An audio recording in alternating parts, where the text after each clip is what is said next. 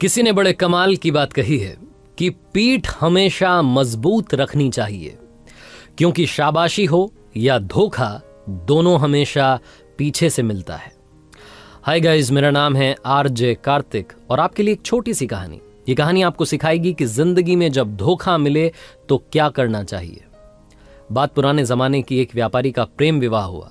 उनकी love story की लोग मिसाल देते थे। वो कपल शानदार कपल के नाम से जाना जाता था। लोग कहते थे कि प्यार हो तो ऐसा हो। हर किसी को उनके एक ट्रेडिशन के बारे में मालूम था। पूरे नगर में जब मशालें बुझ जाती थीं तब भी उनकी छत पर एक मशाल जल रही होती थी, पूरी रात जलती थी। उनके प्रेम के बारे में वहां के राजा रानी को भी मालूम था। एक दिन राजमहल की छत पर खड़े होकर के राजा साहब अपनी रानी के साथ में आकाश निहार रहे थे, चांद तारे देख रहे थे। उसके बाद में नीचे अपने नगर को देखा। अंधेरा था, लेकिन एक मकान की छत पर मशाल जल रही थी। दोनों ने एक दूसरे को निहारा। उसके बाद में चर्चा शुरू हुई। डिबेट होने लगी इस बात पर कि उस व्यापारी का जो प्रेम विवाह हुआ है, उस कपल के बारे में लोग कहते हैं कि बहुत प्यार है दोनों में।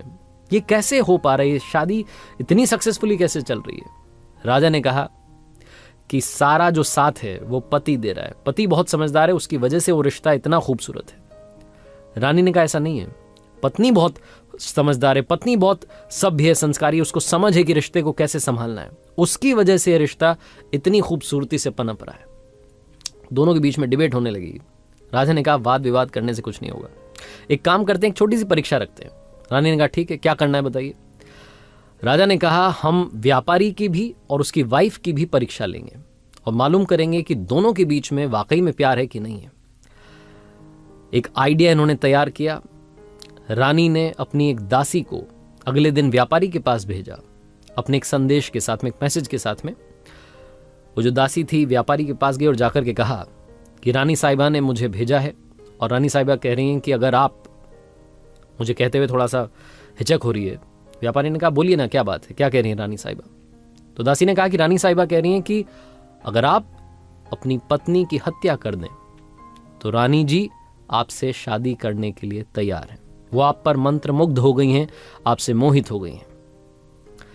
व्यापारी ने कहा कि आप मेरी तरफ से उनसे माफी मांगिएगा और उनसे कहिएगा कि 1000 रानियां भी आ जाएं तब भी मैं अपनी पत्नी को नहीं त्याग सकता, जिंदगी भर उसके साथ रहूंगा, उसकी रक्षा करूंगा। वो दासी ये मैसेज लेकर के वापस रानी के पास आई। अब की बार जो थी बारी वो राजा की थी और अब टेस्ट होना था उस व्यापारी की पत्नी का। राजा ने एक नौकर को वहां भिजवाया, एक संदेश उसके साथ में भिजवाया।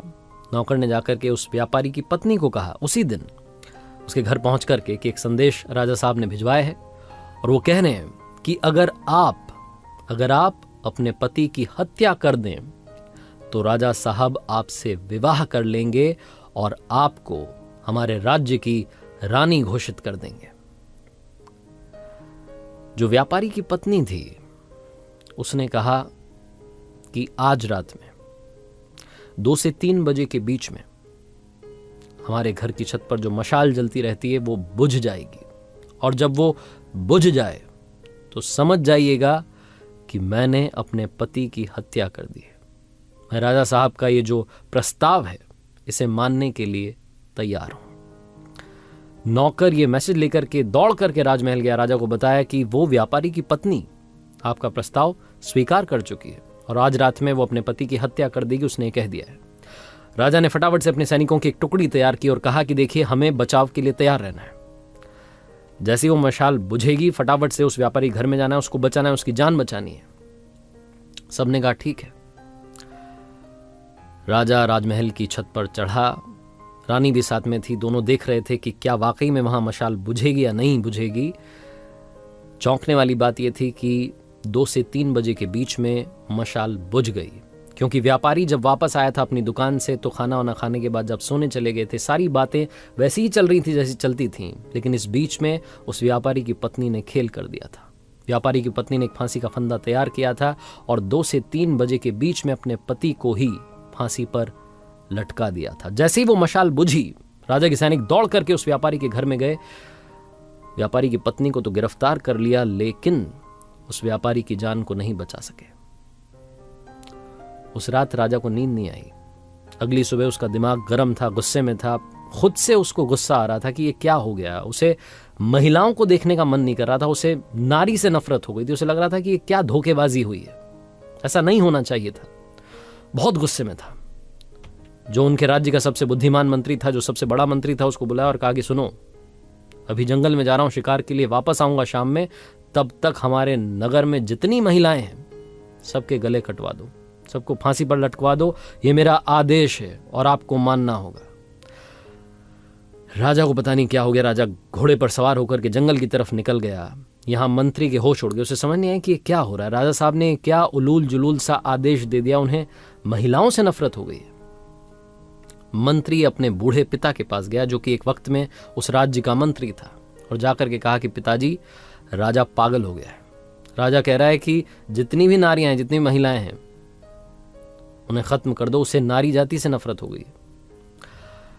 वो जो बूढ़ा पिता था उस मंत्री का, उन्होंने कहा कि बेटा एक काम करो, सबसे पहले तो तुम छुप जाओ, क्योंकि राजा आएगा तो गुस्सा तुम पर निकालेगा। मैं उससे बात कर लूंगा, तुम परेशान मत होना। शाम में राजा वापस आया और आकर के देखता है कि उसके नगर में वैसे ही महिलाएं घूम रही हैं। उसका गुस्सा और बढ़ गया। अपने राजमहल में मंत्री को ढूंढा, नहीं मिला तो उसके घर पहुंचा। घर जाकर के पूछा तो मालूम चला कि मंत्री वहां नहीं था। वहां था उस मंत्री का बूढ़ा पिता। उस मंत्री के बूढ़े पिता के पास राजा गया। उस मंत्री के बूढ़े पिता ने कहा, राजा साहब की जयकार हो। राजा साहब कैसे आना हुआ? राजा तो गुस्से में भरा हुआ था। उसने बोला कि तुम्हारा बेटा कहां गया? उसको मैंने एक आदेश दिया था, उसने माना नहीं। अब मैं उसका गला सबसे पहले कटवाऊंगा, मुझे उससे नफरत हो रही है। मंत्री के बूढ़े पिता ने राजा से कहा कि मुझे मालूम है आप क्यों परेशान हैं। आपके एक फैसले की वजह से एक व्यक्ति की जान चली गई, और आपके सामने जो आपको लगता था कि प्यार वाला रिश्ता है, वो धोखेबाजी वाला रिश्ता निकला है। आप वो जो धोखा मिला है उससे परेशान हैं।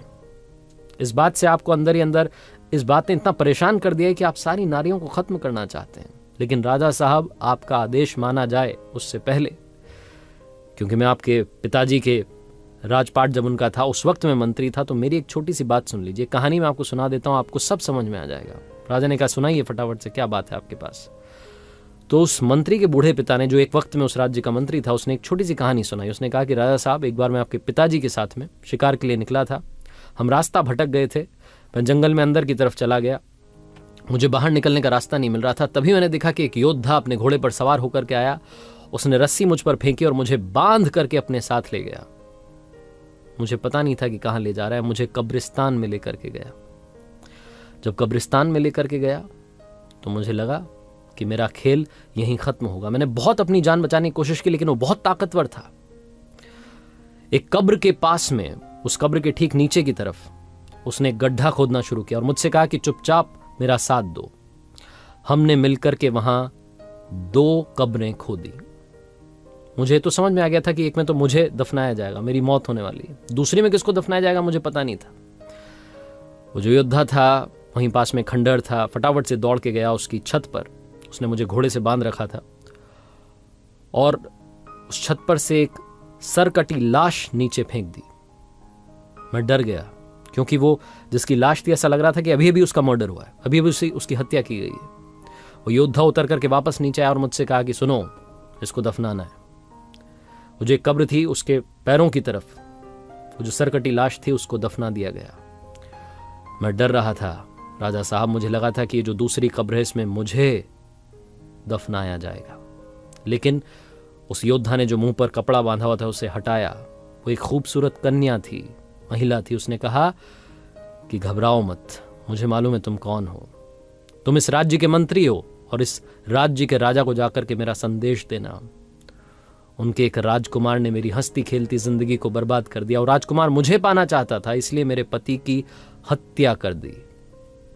ये मेरे पति की कब्र है, जिसके नीचे एक और कब्र मैंने खोदी है, और ये जो लाश है, ये उसी राजकुमार की लाश है जिसे हमने दफना दिया है। और उसके बाद वो बोलती चली गई कि अब मैं अपना गला काट रही हूं, मैं अपनी जान दे रही हूं, मैं अपने पति के पास वाली कब्र में जिंदगी भर आजीवन, जब तक नामो निशा रहे हम दोनों का, तब तक के लिए दफन होना चाहती हूं। ये जिंदगी खत्म करना चाहती हूं। अगली जिंदगी में भी जहां मिले हम साथ रहें, इसी तमन्ना के साथ में पास में दफन होना चाहती हूं। मुझे दफन कर दीजिएगा। और ये बोल करके उसने अपना गला काट दिया। राजा साहब, उस दिन मुझे समझ में आया कि सच्चा प्यार क्या होता है। उस महिला ने जो अपनी जिंदगी कुर्बान कर दी अपने पति के लिए, उसने मुझे सिखाया कि सच्चा प्यार क्या होता है। आप इस बात से परेशान हैं कि वो जो व्यापारी है उसकी पत्नी ने उसे धोखा दे दिया। आप इस महिला के बारे में सोचिए जिसने अपने पति के लिए अपनी भी जान दे दी। सिर्फ एक महिला के धोखेबाजी की वजह से आप सारी महिलाओं को कहां फांसी पर लटकाने के लिए चले थे। अपने फैसले को बदलिए। राजा को समझ में आ गया। कहानी बहुत छोटी है लेकिन हम सब के लिए बहुत इंपॉर्टेंट मैसेज लेकर के आई है। हम सब लोग जिनको कभी ना कभी धोखा मिला है, हम अंदर से टूट जाते हैं। हमें लगता है कि ये लड़का ये लड़की खराब है। सारे लड़के खराब होते हैं, सारी लड़कियां खराब होती हैं। किसी एक व्यक्ति की वजह से जिसने आपको धोखा दिया है, बाकियों को भी उसी तराजू में तौलना बंद कीजिए।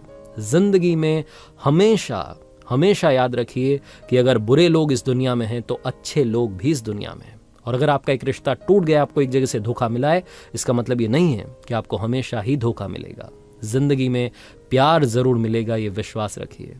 और अगर आपको प्यार मिल जाए तो प्यार करो इतना कि दुनिया करना चाहे आपके जितना। याद रखिए, हर सोमवार सुबह 9:30 बजे आरजे कार्तिक के सोशल मीडिया हैंडल्स पर देखिए एक नई कहानी।